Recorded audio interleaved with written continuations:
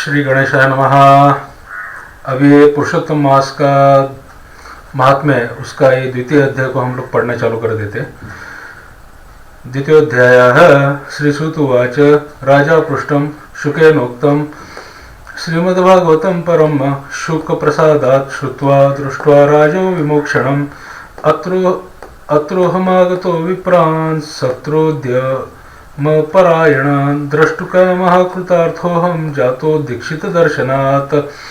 ऋषय ऊचुः साधो वार्तान्तरं त्यक्त्वा पूर्वं यत्तु श्रुतं त्वया कृष्णद्वैपाय मुखाद्यच्छ्रु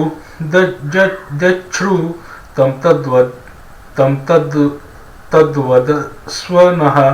सारात् सारतरां पुण्यं कथामात्मप्रसादिनीं पाययस्व महाभागा सुधाधिकतरां परां। सुत उवाच विलोमजोऽपि धन्योऽस्मि यन्मान् पृच्छत सत्तमः यथा ज्ञानं प्रवक्ष्यामि यच्छ्रुतं व्यासवक्रतः। अब इसका अर्थ है हिंदी में। सूत जी बोले, राजा परीक्षित के पूछने पर भगवान शुक द्वारा कथित परम पुण्यप्रद श्रीमद् भागवत शुकदेव जी के प्रसाद से सुनकर अनंतर राजा का मोक्ष को देखकर अब यहाँ यज्ञ करने को उद्यत ब्राह्मणों को देखने के लिए मैं आया हूँ, और यहाँ यज्ञ में दीक्षा लिए हुए ब्राह्मणों का दर्शन कर मैं कृतार्थ हुआ। ऋषि बोले, हे साधो, अन्य विषयों की बातों का त्याग कर भगवान श्री कृष्ण द्वैपायन के प्रसाद से, उनके मुख से जो आपने सुना है वही अपूर्व विषय है। सूत, आप महालोगों से कहिए, हम लोगों से कहिए। हे महाभाग, संसार में जिससे परे कोई सार नहीं है, ऐसी मन को प्रसन्न करने वाली और जो सुधा से अधिकतर हितकर है, ऐसी पुण्य कथा हम लोगों को सुनाइए। सूर्य बोले, विलोम, ब्राह्मण के चोरों में क्षत्रिय का चोरू मिल जाने से विलोम होता है। उत्पन्न होने पर भी मैं धन्य हूँ, विलोम उत्पन्न होने पर भी मैं धन्य हूँ। जो श्रेष्ठ पुरुष भी आप लोग मुझसे पूछ रहे हैं, भगवत व्यास के मुख से वो मैंने सुना है, वह यथा ज्ञान में कहता हूँ। एक समय नारद मुनि नर नारायण के आश्रम में गए। अभी ये कथा कल पहला अध्याय हमने देखा था। पहले अध्याय में क्या हुआ था कि सूत जी आए हैं, शुक मुनि जो है, शुक मुनि, वो एक यज्ञ चल रहा है, वहां पर बैठे हुए हैं और उनके आजू बाजू में सारे स्त्री पुरुष बाल बच्चे सब बैठे हैं। और शुक जी इतने सुंदर है दिखने के लिए कि सारी लेडीज जो है वो उनके आजू बाजू में ही घूम रही है, लेकिन शुक जी किसी की तरफ देख नहीं रहे। और तभी वहां पे सूत जी भी आ जाते हैं। शुक जी कौन है?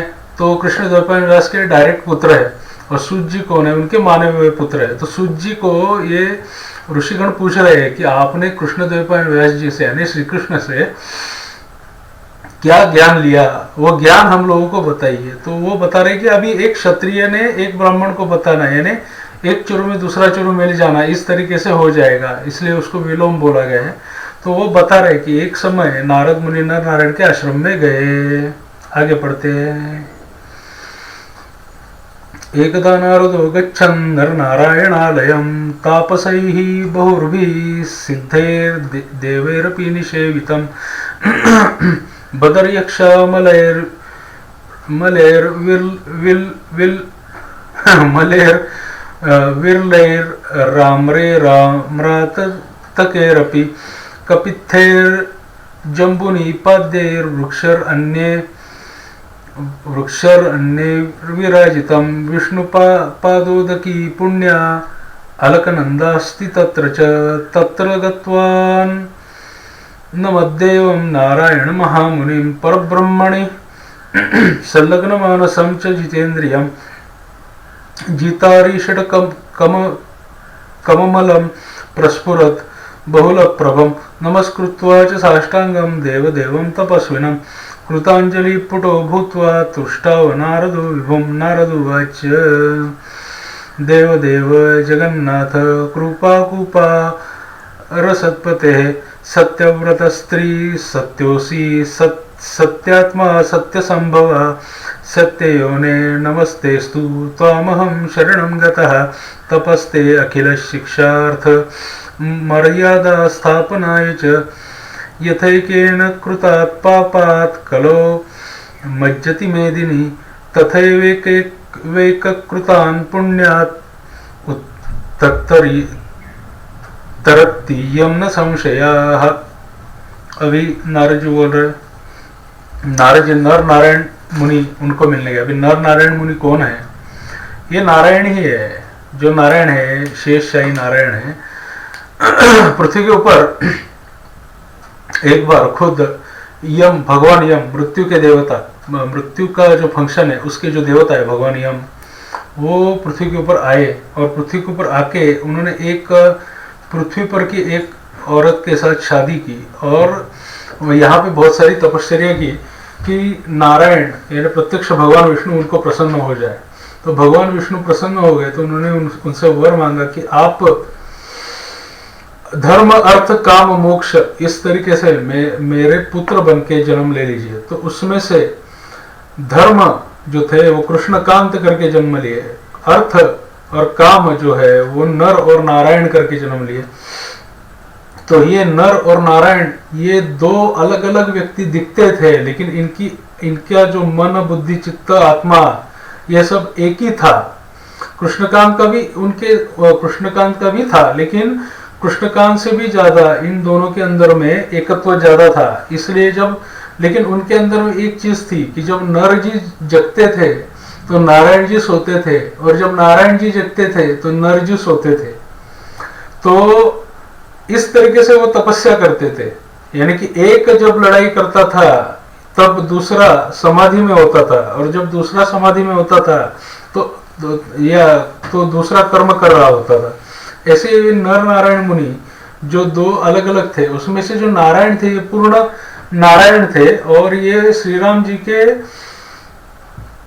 के वैकुंठ जाने के बाद में राम जी का जो वैकुंठ के अंदर में सेक्शन है, जो लोक है, उसको बोलते हैं साकेत लोक। और साकेत लोक के अंदर में उनके जाने के बाद में वहां पर वो स्थानापन्न हुए, और स्थानापन्न होने के बाद में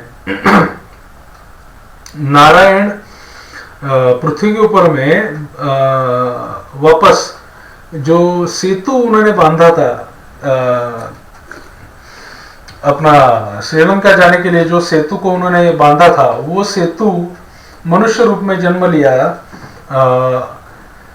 इंदुलीला और इंद्र का लड़का बनके। और उसके बाद में उसने पूरी पृथ्वी को जीत लिया। पृथ्वी को जीतने के बाद में वो बहुत ही अत्याचारी हो गया था। तब राम जी ने वापस एक अवतार ले लिया था कि जो युद्ध के अंदर में जो भी कुछ पाप कर्म हुए थे या जो भी कुछ गलत वगैरह हुआ था, उसके पाप क्षालन के लिए उन्होंने एक राजपुत्र की तरह ही जन्म लिया। राजपुत्र की तरह जन्म लेने के बाद में उन्होंने संन्यास ग्रहण किया, और संन्यास ग्रहण करके वो नारायण मुनि बन के, उनके तीन भाई थे, कृष्णकांत, नर और नारायण। ये तीनों के तीनों, कृष्णकांत तो पहले जन्म लेते ही संन्यास लेके निकल गए। नर और नारायण, उसमें से सिर्फ नारायण मुनि ने शादी करी, वो वापस माता सीता से ही करी। वहां पे उनका नाम चंद्रला था। और वो जो गरुड़ है, गरुड़ तब राजा बन के पृथ्वी पर अवतार लिए थे। तो गरुड़ की एक इच्छा थी कि लक्ष्मी माता ने मेरी लड़की करके जन्म लेना चाहिए। तो वो इच्छा पूर्ण करने के लिए माता सीता ने ये बन के जन्म लिया, चंद्रला करके एक राजकन्या के रूप में जन्म लिया। तो उन्होंने वापस वैसे ही पर्ण हुआ, और नारायण मुनि ने वो पर्ण जीता और उनकी शादी हो गई। फिर वो दोनों एक कुटिया बना के तपश्चर्या करने लगे। तो ये जो अवतार हुआ था, नारायण मुनि करके अवतार था, ये अवतार स्पेशली जो था वो जो सेतु का जन्म हुआ था इंद्र और इंदुलीला के इससे उनके मिलाप से वो सेतु एकदम उन्मत्त हो गया था। और वो सेतु ही वही था जो जिसको कि इसमें बुलाया नहीं गया था भगवान राम के राज्याभिषेक में। तो वही वहां पर आके चिल्लाने लगा कि माता सीता जो है वो उनका चरित्र कलंकित है। तो वो सेतु के ऊपर कली प्रभाव था, तो इसलिए सेतु को नष्ट करने के लिए ये नारायण मुनि का अवतार हुआ था। तो नारायण मुनि ने इस सेतु को नष्ट कर दिया।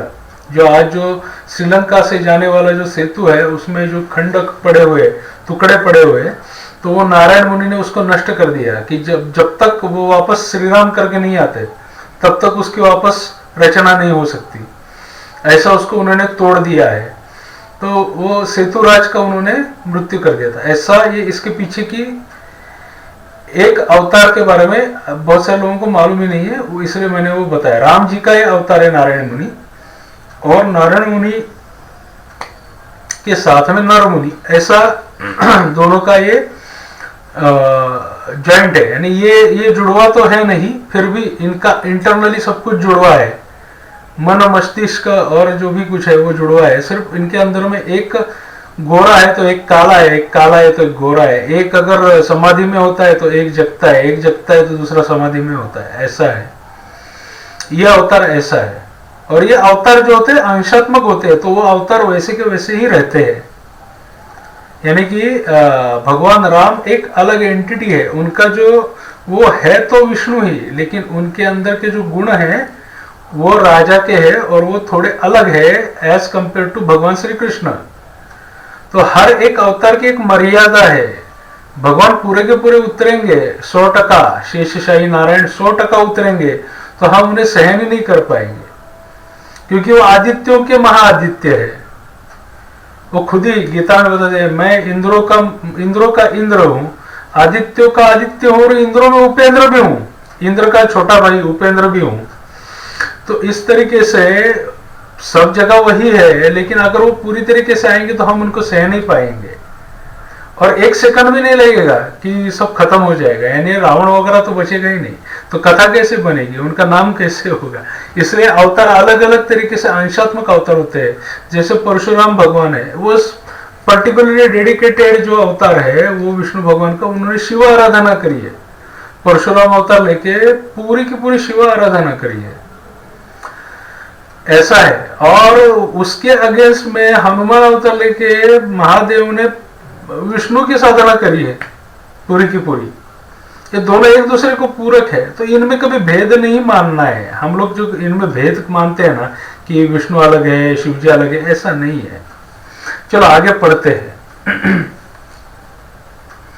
तो ये बता रहे हैं अभी नारद जी इनसे बात कर रहे हैं। तो नारद जी नर और नारायण मुनि के आश्रम में पहुंचे। बहुत से तपस्वियों, सिद्धों तथा देवताओं से ये युक्त था। यहाँ पे सारे, यानी नारायण है तो सभी आएंगे वहां पे।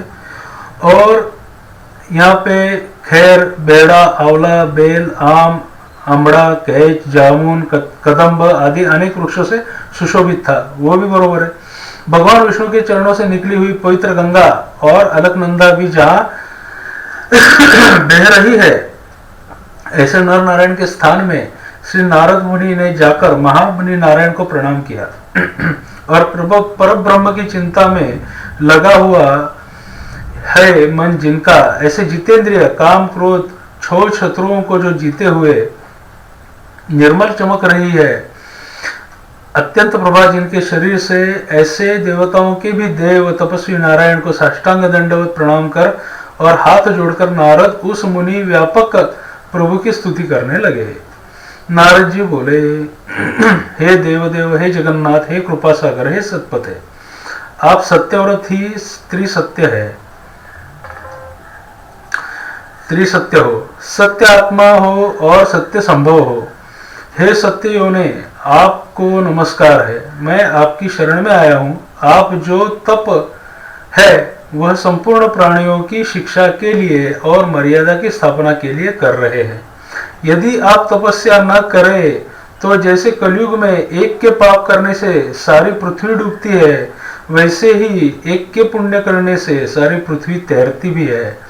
इसमें तनिक भी संशय नहीं है। आगे पढ़ते हैं। अभी यहाँ पे कलयुग का एक वर्णन है। कलयुग का वो हमको समझना चाहिए कि कलयुग में एक इंसान ने पुण्य कर दिया तो सारी की सारी मानवता बच सकती है। एक इंसान ने भी पुण्य कर दिया, एक इंसान भी अच्छे से रहा तो सारी की सारी मानवता बच सकती है। लेकिन एक इंसान ने पाप भी कर दिया तो सारी की सारी इंसानियत पापी बन जाएगी और पूरी पृथ्वी रसातल में चली जाएगी। कृतादेशुं यथा पूर्वं मेकरं तत्समस्तगं तादृक्स्थितिं निराकृत्य कलो कर्तव केवलं लिप्यते पुण्यपापाभ्यामिति ते तपसि स्थितिः। भगवान प्राणिना सब विषयासक्तमानसः दारापत्य गृहासक्तास्तेषां हितकरं च यत् ममापि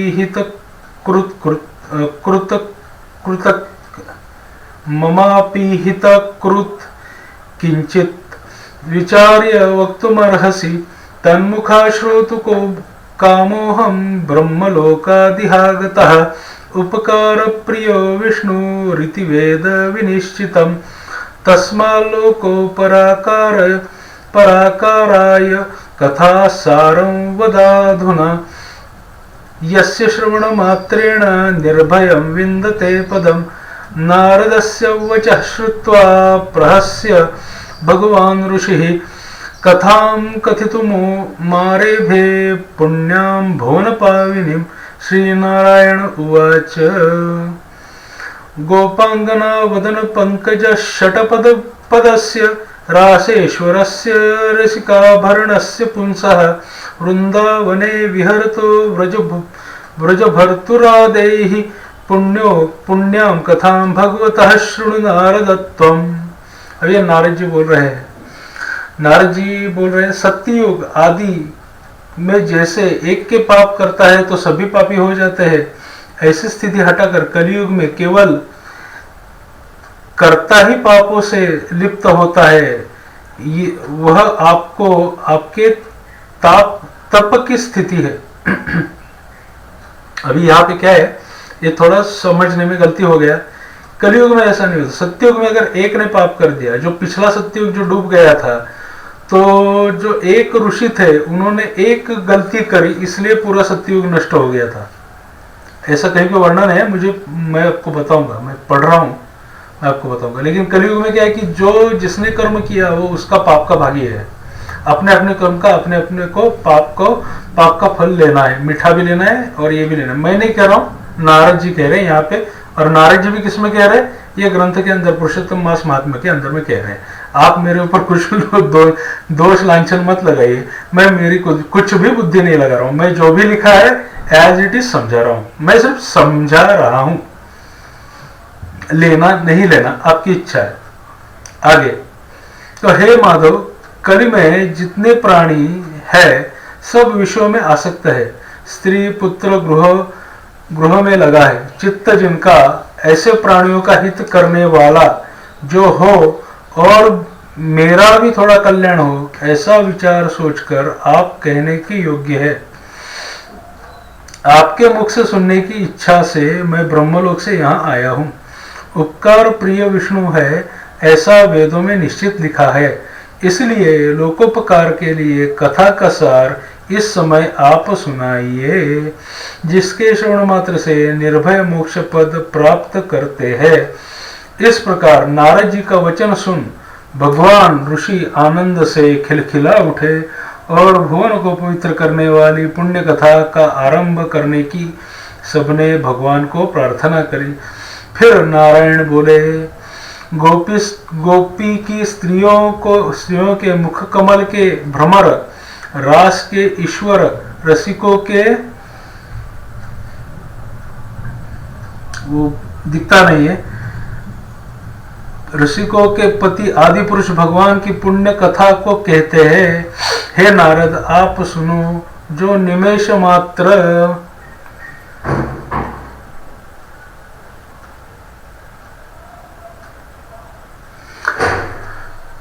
चक्षुर्निर्मे आगे संस्कृत पढ़ते। चक्षुर्निर्मेष पततो जगतां विधाता तत्कर्म वत्स कथितुं भुवि कः समर्थः।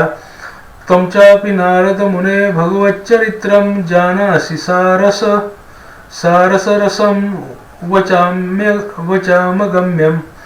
तथापि वक्षे पुरुषोत्तमस्य महात्म्यमत्यद्भुतमादरेण दारिद्र्यवैधव्यहरं यशस्यं सत्पुत्रदं मोक्षदमाशु सेव्यम्। अभी नारद उवाच पुरुषोत्तमस्तु को देवो महात्म्यं तस्य किं मुने अत्यद्भुतमिव भाति विस्तरेण वदस्व मे। सूत उवाच नारदोक्तं वच श्रुत्वा मुनिर्नारायणो ब्रवीत् समाधाय मनः सम्यक् मुहूर्तं पुरुषोत्तमे। श्रीनारायण उवाच पुरुषोत्तमेति मासस्य नामाप्यस्ति सहेतुकं तस्य स्वामी कृपा सिंधु पुरुषोत्तम उच्यते। अभी अर्थ सुनते हैं। तो पहले में भगवान बोल रहे हैं ये जो निमेष मात्र समय में जगत की उत्पत्ति करने वाले हैं उनके कर्मों को हे वत्स इस पृथ्वी पर कौन वर्णन कर सकता है। हे नारद मुने जो निमेष में एकदम कम से कम वक्त में, वो भगवान के लिए तो कम से कम वक्त है, उसमें ये सृष्टि की रचना करते हैं, उनके बारे में बताने का जो भी कार्य है वो कौन कर सकता है, इसका वर्णन कौन कर सकता है। तो हे नारद मुने आप भी भगवान के चरित्र का सरस सार जानते हैं और यह भी जानते हैं कि भगवत चरित्र वाणी द्वारा नहीं कहा जा सकता, तथापि अद्भुत पुरुषोत्तम महात्म्य आदर से कहते हैं। यह पुरुषोत्तम महात्म्य दारिद्रता और वैधव्य का नाश करने वाला, यश का दाता एवं सत्पुत्र और मोक्ष को देने वाला है, अतः शीघ्र ही इसका प्रयोग करना चाहिए। नारद बोले हे मुने पुरुषोत्तम नामक कौन देवता है, इनका महात्म्य क्या है, यह अद्भुत सा प्रतीत होता है, अतः आप मुझसे विस्तार पूर्वक कहिए। सूत जी बोले श्री नारद का वचन सुन नारायण क्षण मात्र पुरुषोत्तम में अच्छी तरह मन लगाकर बोले। श्री नारायण बोले पुरुषोत्तम यह मास का नाम जो पड़ा है वह भी कारण से युक्त है। पुरुषोत्तम मास के स्वामी दया सागर पुरुषोत्तम ही है, इसलिए ऋषिगण उसको पुरुषोत्तम मास कहते हैं। अभी सुनते हैं। ऋषिभिः प्रोच्यते तस्मान् मासः श्री पुरुषोत्तमः तस्य व्रत विधानेन प्रीतस्यात् पुरुषोत्तमः। तो पुरुषोत्तम मास के व्रत करने से भगवान पुरुषोत्तम प्रसन्न हो जाते हैं, उनको उससे प्रीति होती है, उनको उससे अच्छा लगता है कि आपने पुरुषोत्तम मास का व्रत करा। श्री नारद उवाच सन्ति मध्वादयो मासः सेश्वरास्ते श्रुता मया तन्मध्येन श्रुतो मासः पुरुषोत्तम संज्ञकः। पुरुषोत्तमस्तु को मासस्तस्य स्वामी कृपानिधिः। पुरुषोत्तमः कथं जातस्तन्मे ब्रूहि कृपानिधे। स्वरूपं तस्य मासस्य सविधानं वद प्रभो। किं कर्तव्य कथं स्नानं किं दानं तत्र सत्पते। जप पूजापवासादि साधनं कीच भण्यतां। तुष्यते कृतेन को देवः किं फलं वा प्रयच्छति। एतद् अन्यच्च यत्किञ्चित् तत्त्वं ब्रूहि तपोघन। अनापृष्टमपि ब्रूयुः साधवो दीनवत्सलः। नराये भुवि जायन्ते परभाग्या अनुवर्तिनः। दारिद्र्यपीडिता नित्यं रोगिणः पुत्रकाङ्क्षिणः। जडामूकादाम्बिकाश्च हीनविद्या कुचैलिनः। नास्तिका लम्पटानि च जर्जरः परसेविनः। अर्थ पढ़ते हैं। पुरुषोत्तम मास के व्रत करने से भगवान पुरुषोत्तम प्रसन्न होते हैं। नारद जी बोले चैत्रादि मास जो है वे अपने अपने स्वामी देवताओं से युक्त है, ऐसा मैंने सुना है, परंतु उनके बीच में पुरुषोत्तम मास का पुरुषोत्तम नाम का मास नहीं सुना है। पुरुषोत्तम मास कौन है और पुरुषोत्तम मास के स्वामी कृपा के निधि पुरुषोत्तम कैसे हुए? हे कृपा निधे, आप मुझसे कहिए, इस मास का स्वरूप विधान के सहित हे प्रभु कहिए। हे सतपते, इस मास में क्या करना, कैसे स्नान करना, क्या दान करना, इस मास का जप पूजा उपवास आदि साधन क्या है? कहिए, इस मास के विधान में कौन देवता प्रसन्न होते हैं और क्या फल देते हैं? इसके अतिरिक्त और जो कुछ भी तथ्य हो वह हे तपोघन कहिए। साधु दीनों के ऊपर कृपा करने वाले होते हैं, वे बिना पूछे कृपा करके सदुपदेश दिया करते हैं। इस पृथ्वी पर जो मनुष्य दूसरों के भाग्य के अनुवर्ती, दरिद्रता से पीड़ित, नित्य रोगी रहने वाले, पुत्र को चाहने वाले, जड़ गुंगे, ऊपर से अपने को बड़े धार्मिक दिखाने वाले, विद्या विहीन, मलिन वस्त्रों को धारण करने वाले, नास्तिक, परस्त्रीगामी, नीच, जर्जर, दासवृत्ति करने वाले, आशा जिनकी नष्ट हो गई है, संकल्प जिनके भग्न हो गए, तत्व जिनके क्षीण हो गए हैं, कुरूपी, रोगी, कुष्ठी, टेढ़े मेढ़े अंगों वाले, अंधे, ये पढ़ते हैं। नष्टटाशा, भग्न संकल्प, क्षीण तत्व कुरूपिणः, रोगिणः, कुष्ठिनो, व्यंगा, नेत्रहीनाश्च केचन, इष्टमित्र कलत्राप्त, पितृमातृवियोगिनः, शोक दुःखादि शुष्कांगा, स्वेष्टवस्तुर्विवर्जितः, पुनर्नैर्वं विधास्ते स्युर्, यत्कृतेन श्रुतेन च पठितेनाचु चिर्णेन तद्वदस्व मम प्रभो। वैधव्यं मंदता दोषं हीनांगत्वदुराधयः, रक्तपित्ताद्य पस्मार अपस्मार राजयक्ष्मादयश्च ये एते दोषसमूहैश्च दुःखितान् वीक्ष्यमानवान्। दुःखितोऽस्मि जगन्नाथ, कृपां कृत्वा ममोपरि, विस्तरेण वद ब्रह्मन् मन्मनो मोदहेतुकम्। सर्वज्ञः सर्वतत्त्वानां निधानं त्वमसि प्रभो। सुत उवाच इति विदितनय योदितं रसालं, जनहित हेतु निशम्य देवदेवः, अभिवन घनराव रम्यवाचा वदति विपूज्य मुनि सुधांशु शांतम्। इति श्री बृहन्नारदीय पुरुषोत्तम मास महात्म्ये श्री नारायण संवादे प्रश्नर विधि नाम द्वितीयोध्यायः संपूर्णः। अभी अर्थ सुनते हैं। जो टेढ़े मेढ़े है वहां तक हम लोग आए। इष्ट वियोगी, मित्र वियोगी, स्त्री वियोगी, आप्त पुरुष वियोगी, माता पिता विहीन, शोक दुख आदि से सुख गए हैं अंग जिनके, अपनी इष्ट वस्तु से रहित उत्पन्न हुआ करते हैं, वैसे किस अनुष्ठान के करने से और सुनने से पुनः उत्पन्न न हो? हे प्रभु, ऐसा प्रयोग हमको सुनाइए। वैधव्य, वंध्यादोष, अंगहीनता, दुष्ट व्याधिया, रक्तपित्त आदि, मिर्गी, राजयक्ष्मादि जो दोष है, इन दोषों से दुखित मनुष्य को देखकर हे जगन्नाथ मैं दुखी होता हूँ। अतः मेरे ऊपर दया करके हे ब्रह्मन, मेरे मन को प्रसन्न करने वाले विषय को विस्तार से कहिए।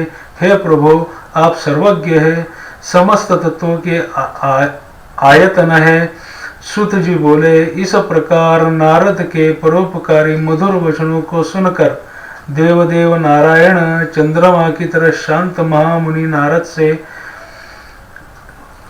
मेघ के समान गंभीर वचन बोले। श्री बृहद नारदीय पुरुषोत्तम मास महात्म्य श्री नारायण नारद संवाद प्रश्न विधि नाम द्वितीयोध्याय समाप्त हुआ। नारायणार्पणमस्तु। ये सुनते रहिएगा। अगर ये आप सुनोगे तो आपके लिए भी अच्छा है। नारायण का नाम जितनी बार सुनो उतना ही अच्छा है। श्रीमन नारायण नारायण हरि हरि। सब्सक्राइब करिए, बेल आइकन की घंटी दबाइए।